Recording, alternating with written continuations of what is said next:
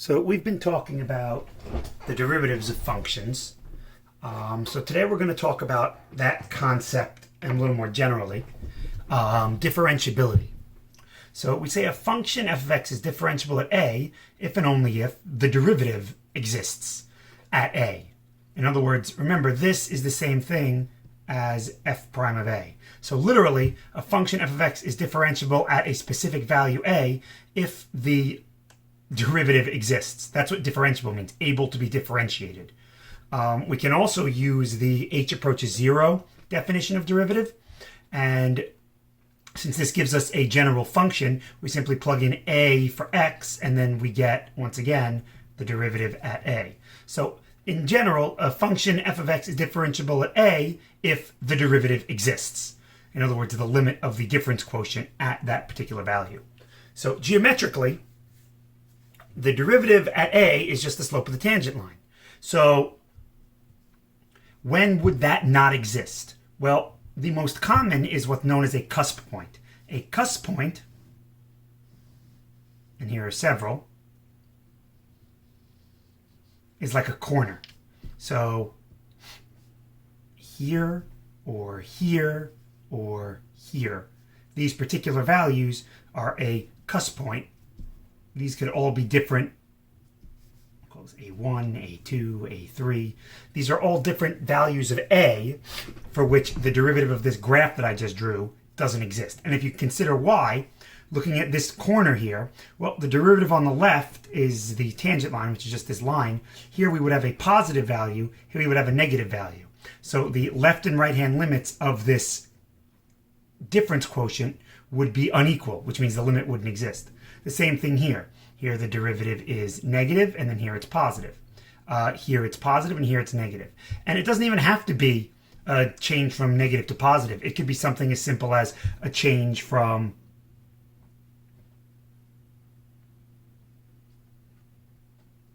a 0, I guess. A change from one value to another in a more drastic way. Notice the limit from the left seems to be like 1, and then the limit from the right of this would definitely be greater than 1 because the slope here is steeper. So one way is to have what is known as a cusp point. And that is where the left-handed limit, x approaches a plus of f of x minus f of a over x minus a, does not equal the left-hand limit. The right-hand limit of the difference quotient does not equal the left-hand limit. So that's one possibility. Another possibility for not having differentiability is you have discontinuity. So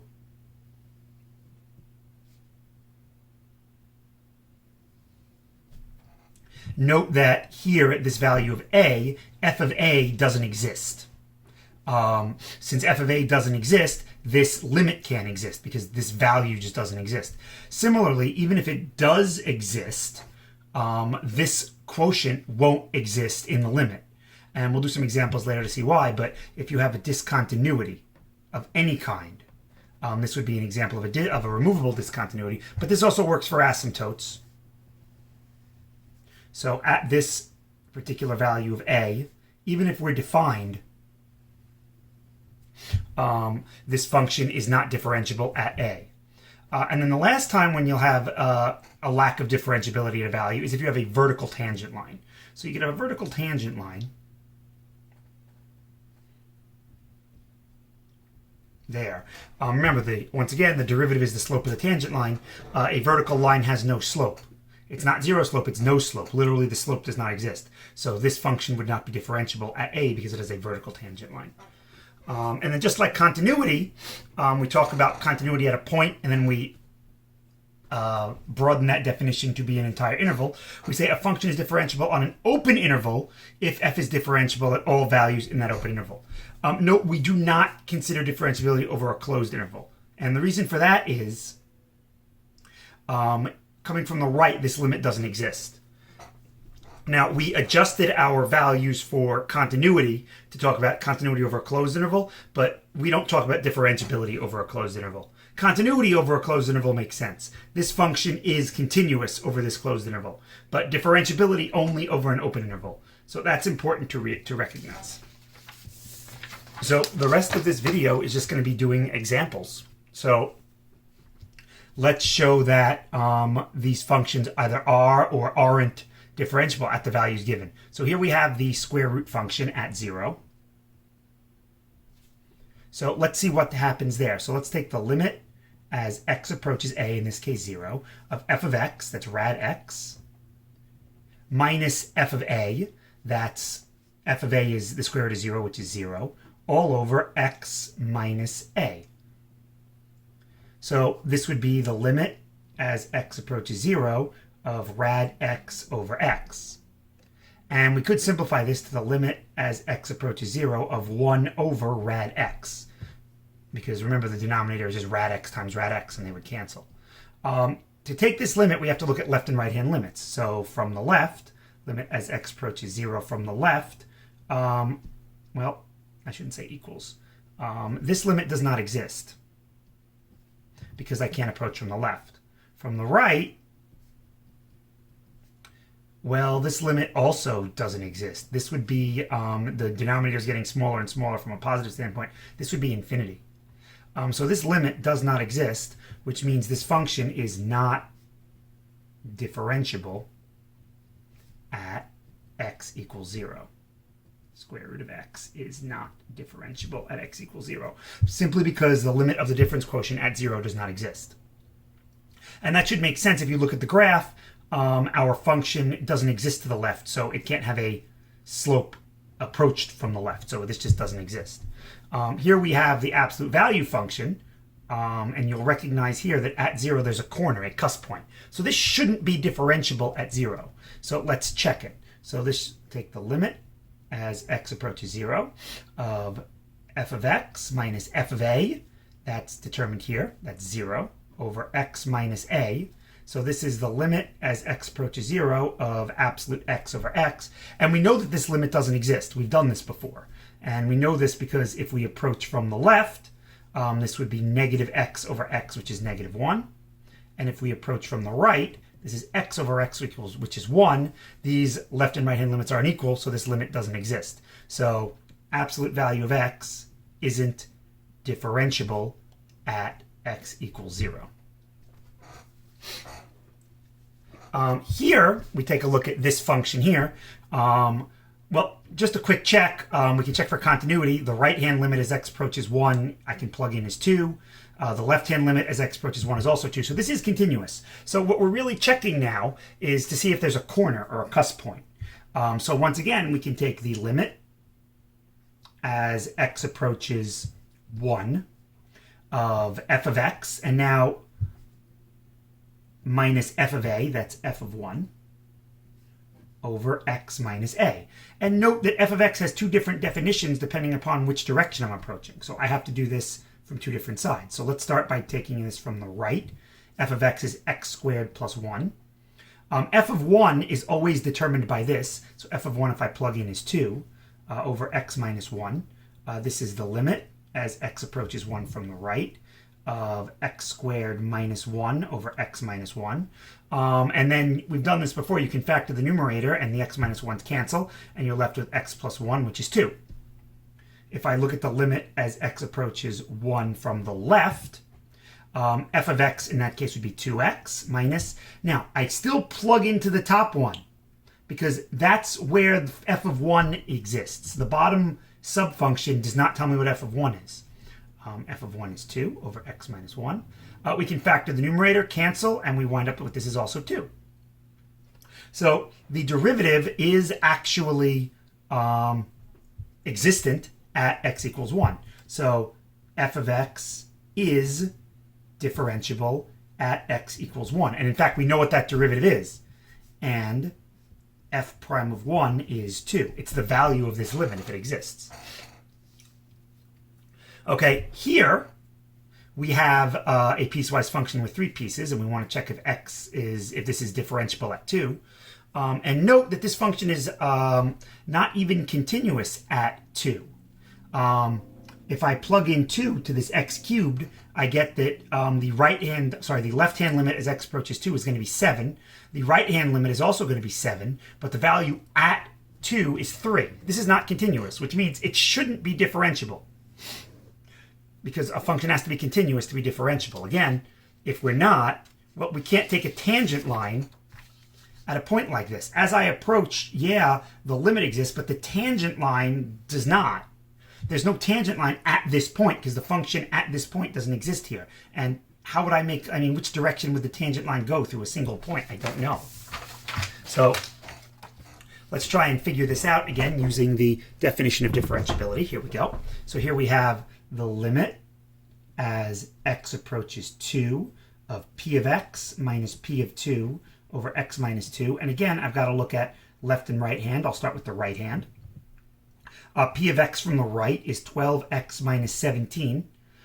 P of 2 is 3. This will be the limit as x approaches 2 from the right of 12x minus 20 over x minus 2.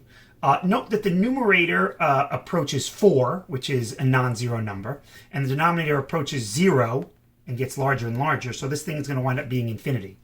Already I know that this is not differentiable because this right-hand limit doesn't exist. Remember, infinity means the limit doesn't exist, but we can describe its behavior. So already I know that this is not differentiable because this limit doesn't exist. For completion's sake, I can check the limit as x approaches 2 from the left. If I go from the left, this is x squared minus 1 minus f of 2, which is 3, all over x minus 2. This would be the limit as x approaches 2 from the left of x squared minus 4 over x minus 2. Oops, excuse me, this is x cubed. I apologize. That's an x cubed minus 4. And that, the numerator goes to 4, the denominator goes to 0. The denominator is going to be negative. That goes to negative infinity. This limit doesn't exist, which means f is not differentiable at x equals 2. Hope that you're getting the idea here. Now note, if a function f of x is differentiable at a, then f of x is continuous at a. So if you remember, differentiability from a graphical standpoint means the function is nice. It's smooth, it has no corners, and it doesn't have any vertical tangent lines. So it's nice. So if my function is differentiable, it's going to be continuous. It's going to be nice. But the converse of this is not true. If I just switch the statements, it's not true. If f is continuous, then f is not necessarily differentiable. And the poster child example for that is the absolute value of x. Just because we're continuous doesn't mean we're differentiable. So the proof of this theorem is actually pretty quick. So we want to prove if a function is differentiable, then it's continuous. So we're going to do a conditional proof, and we will assume that our function is differentiable at a. So assume f of x is differentiable at a. And that means that this limit exists. And note that the numerator and the denominator are both going to 0. Well, the numerator and the denominator are both going to 0 if I plug in a. So since the denominator is going to 0, the numerator has to approach 0 for this limit to actually exist. If the denominator is going to 0, the only way that a limit of a quotient can exist is if the numerator goes to 0. If it doesn't, this is either going to blow up, blow down, or do neither. Oops, like that. So the numerator has to go to 0. Well, if the numerator has to go to 0, that means that the limit as x approaches a of the numerator equals 0. And that means that the limit as x approaches a of the first thing minus the limit of the second thing has to be 0, because the limit of a difference is the difference of the limits. And since this equals 0, that means that each side has to be equal, which means the limit as x approaches a of f of x has to equal f of a. But that's the definition of continuity. So if a function is differentiable, then it is continuous. You don't have to understand the proof, but it's nice to see where this comes from. But if a function is not continuous, it's not differentiable. That's just transposition on this original thing. Take this statement, move it here and make it not. Take this statement, move it here and make it not. If a function is not continuous, it's not differentiable. So the following functions are not continuous to given values, thus they are not differentiable. Confirm this by using the definition of derivative at a value. So here we go. Note that this function is not continuous. As I approach 1 from the right, this would be 1. If I approach 1 from the right, this would be 2. But we're actually going to confirm this by finding the limit as x approaches 1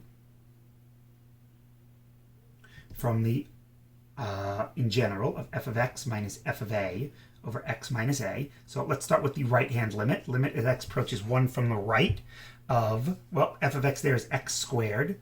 F of 1, well, that just doesn't even exist. So I can't go any further. X equals 1 does not exist on this thing. So already, this limit doesn't exist. Well,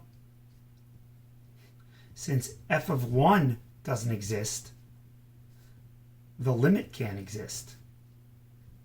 So f of x is not differentiable at x equals 1. All right, let's try one where we are defined. So the limit as x approaches 0, and I'll just skip to the chase of the right-hand limit. Well, from the right side, the function is 5x plus 1. F of 0 is 1 all over x minus 0, which is just x. That's the limit as x approaches 0 from the right of 5x over x, and that's going to be 5. Now let's look from the left. Limit as x approaches 0 from the left of 2x minus 1. F of 0 is 1. Even though your brain is like, oh, I'll just use this function down here. F of 0 equal, we plug in the 0, over x. As x approaches 0, the numerator approaches negative 1. And the denominator approaches 0 from the left, which is negative. This goes to infinity. So the left-hand limit does not exist, which means the entire limit does not exist, which means since the limit does not exist, f is not differentiable at x equals 0. And when we say the limit, we mean the limit as x approaches 0 of f of x minus f of a over x minus a. So this can become kind of painful to have to constantly do over and over and over again. And you're going to see even more so when we're dealing with chain rules, which is going to be the next lesson after this. So there's a much nicer way of doing this. So let's say we have a piecewise function. The function f will be differentiable at c, this value, if f is continuous at c and the right hand and left hand limits of the derivative are equal. So what does that mean? So here's an example. So let's quickly take a look at this. In other words, we check for continuity and then we check that the derivatives are continuous. So first thing we'll do is we'll check for continuity. So the limit of x approaches 2 from the right of f of x, well, from the right, that's this bottom thing, x squared plus 3, that would be 7. The limit as x approaches 2 from the left, that would be this guy up here, 3x squared minus 5. That's 4, 12. That's also 7. And so that means the limit in general is 7. And f of 2 also happens to be 7. So f is continuous at x equals 2. So the first condition is met. Second condition, we have to look for the derivatives. So let us look for the right and left-hand derivatives. And how we do that is we literally use the derivative theorems that we have to take derivatives on the left and right-hand side. So the left-hand derivative is the derivative of this thing, which would be 6x. So the left-hand derivative at 2 would be 12. We check the right-hand derivative. That is 2x. Now the right-hand derivative at 2 is 4. 12 does not equal 4. Therefore, f is not differentiable at x equals 2. So what does that mean? That means that the derivative will not exist at 2. So to find the derivative of this thing, I simply differentiate each piece. So the derivative of f in problem A is 6x if x is less than 2, and 2x if x is greater than 2. And that's it. I don't include the 2 because the derivative at 2 does not exist. All right, same thing here. We can check the first thing very quickly. The limit as x approaches 2 from the right, that will be the bottom guy of x squared plus 4 is 8. The limit as x approaches 2 from the left of 4x plus 1 is 9. Well, that means the limit does not exist. These are not equal. So the limit doesn't exist, which means we're not differentiable at 2. So since, and I'm writing this just for your notes, you don't have to constantly write this out. Since f is not continuous at x equals 2, f is not differentiable at x equals 2. So what is the derivative then? Well, then the derivative would be the derivative of each piece, because polynomials are differentiable everywhere, 4, 2x. This would be for x less than 2. This would be for x greater than 2. But we don't include the derivative at 2, because this is not differentiable at 2. Notice how this derivative is continuous at 2. The right and left hand derivatives at 2 would each be 4. But because this function is not continuous at 2, it's not differentiable at 2.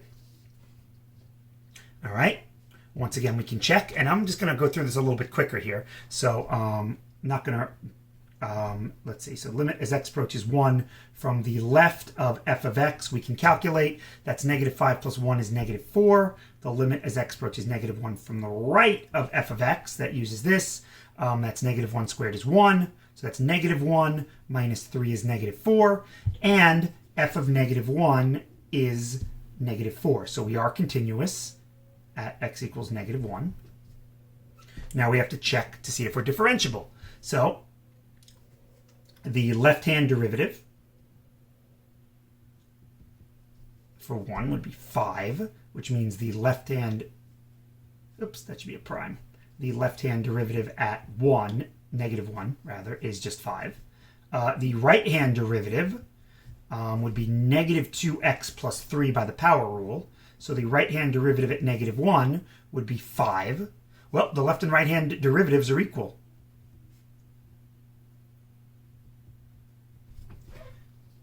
Both conditions are met, so I can take the derivative of this thing. And when I take the derivative of this thing, I get the top derivative is 5. The bottom derivative is negative 2x plus 3. This is for x less than negative 1. This is for x greater than negative 1. And since I'm differentiable at negative 1, I can include either one of these, and I have to. Since I have the equal to up there, I'll be consistent and put it there. But notice if I put it down here, it wouldn't matter, because when I plug in negative 1, I still get 5 either way. Okay. Same idea here. First thing we can check, let's see, the limit as x approaches 2 from the left of p of x is 7. The limit as x approaches 2 from the right of p of x, that's this guy, 24 minus 17 is 7. And p of 2 is 7, so we are continuous. Now we have to check the left and right hand derivatives. So the left hand derivative is 3x squared. So the left hand derivative at 2 will be 12. The right hand derivative will be 12, which that means that the right hand derivative at 2 is 12. This doesn't matter for the derivative, and consider why. When you take a derivative, we need to use that limiting process. This uses the limit as x approaches a of f of x minus f of a over x minus a. If you differentiate a specific point, that's a constant. So the derivative of any individual point will be 0. It's like saying, oh, what happens if I take the derivative at 1? Like once I plug in 1 first. If I plug in 1 first, well, 1 minus 1 is 0, take the derivative as 0. The derivative is a limiting process. We have to limit first and then plug in second. If you plug in first, you're going to wind up with a constant, and the derivative of a constant is 0. So understand, when you take a derivative, you don't plug in a value first. You always differentiate first. So in this case, these are equal. So I can take the derivative of this whole thing. From the left, this would be 3x squared. From the right, this would be 12. And now I can include either one. Doesn't matter which one. Include that one. We don't include the middle, because if I differentiate at any point, consider I could have rewritten this so that this is like between 1 and 2, and then at 1, between 2 and 3, and then at 3, I could plug in like 3, get 36 minus 17. So this is the same exact function as like x cubed, like this, 7, and then from 2 to 3, x is greater than 2 and less than 3. I could do this. And then at 3, 36 is 19. And then for greater than 3, I'm back to 12x minus 17 again. And notice, oh, I have a constant here. Yeah, but the derivative at 3 is not 0. the derivative at 3 would be whatever the derivative at 3 is according to this. It would be 12. You could break this up so you have a bunch of constant values at points. But when we take a derivative, we're taking a derivative of a function and then plugging in a value. We're not plugging in the value first. And I hope that that concept makes sense. All right, this is our last page. So here we go. We're going to take the derivative now as x approaches 0 here. And this is a piecewise function defined on the left and the right. So this is kind of nice. So let's see. This is the limit as x approaches 0. Let's try continuity first. So let's see. As we approach 0, what is the limit? Since I don't care what's happening at 0, it would be this top function. And we've calculated this limit before. This limit is 0 by the squeeze theorem. Because if you remember, -1 and 1 are on opposite sides of the sign. And that's the sign of anything. And if I multiply all three of these by x squared, as x goes to 0, this goes to 0, this goes to 0, so the inner thing goes to 0. And now g of 0 is 0, so we are continuous. And now we have to take left and right hand derivatives. And here's the thing. We don't know the chain rule yet, so you're just going to have to trust me on what the derivatives are for this. So here we go. For the derivative, the left and right hand derivatives are going to be the same. I'm not at 0, so it will always be this one. So the derivative, this is a product rule, so it's first times the derivative of the second. There's this thing called the chain rule. You're going to have to trust me. We're going to be doing it next. And the chain rule says that the derivative of this thing is cosine of 1 over x times -1 over x squared. And that's first derivative of the second plus second sine of 1 over x times derivative of the first, 2x. So if I simplify this now, this x squared and this x squared cancel. I'm left with negative cos 1 over x plus 2x sine of 1 over x. And we have a problem. We can't plug in 0. Uh-oh. So does this derivative exist or not? Well, if we wind up with a situation like this, then we've got to use the definition. Limit as x approaches 0 of f of x minus f of a all over x minus a. This is the limit as x goes to 0 of, well, those are zeros, the x's cancel, x sine 1 over x. X sine 1 over x, that limit is 0. It does exist. For the same reason that this one does. If I multiply each of these by x, that'll go to 0. So this actually does work. We don't even need the chain rule. F prime of x will then be, well, the derivative of this thing, sorry, g prime of x, the derivative of this thing, which I just found, so trust me about that. We'll just say that we have to use the chain rule for that. And then at 0, we found that the derivative is in fact 0. Here it doesn't work. And the reason it doesn't work, even though I can show that this is continuous, the differentiability argument doesn't work. Limit as x approaches 0 of f of x, or in this case g of x, minus f of 0 over x minus 0. Those cancel. Limit as x approaches 0 of sine of 1 over x. This I can't bound between anything. As x approaches 0, this inner function goes to infinity or negative infinity. And sine of either infinity or negative infinity keeps bouncing periodically. This doesn't exist, so this is not differentiable at 0. So this guy would just be whatever the chain rule is, which we'll get to, as you saw up there. These are much more difficult examples than you're going to need for the AP exam, but they are interesting nonetheless, and we can come back to them after we do the chain rule on a question day if you want, if we have no other questions to ask. Last one here. We want this to be both continuous and differentiable. So the first thing we'll do is we'll make sure it's continuous. So we take the limit as x approaches 0 from the right of ax plus b. Well, that's just b. And the limit as x approaches 0 from the left of 1 minus x plus x squared. Well, that's 1. And for the limit to exist, these have to be equal. So b equals 1. And now I can take left and right hand derivatives. So the right hand derivative would just be a, and the left-hand derivative will be negative 1 plus 2x. So the left-hand derivative at 0, because that's what I'm looking for at 0, the left-hand derivative at 0 will be negative 1. And the right-hand derivative at 0 is a, so a is negative 1. So in order for this function to be continuous, g of x will have to be negative x plus 1 if x is greater than 0, and 1 minus x plus x squared if x is less than or equal to 0. And a quick check, the limit as x approaches 0 of both of these winds up equaling 1.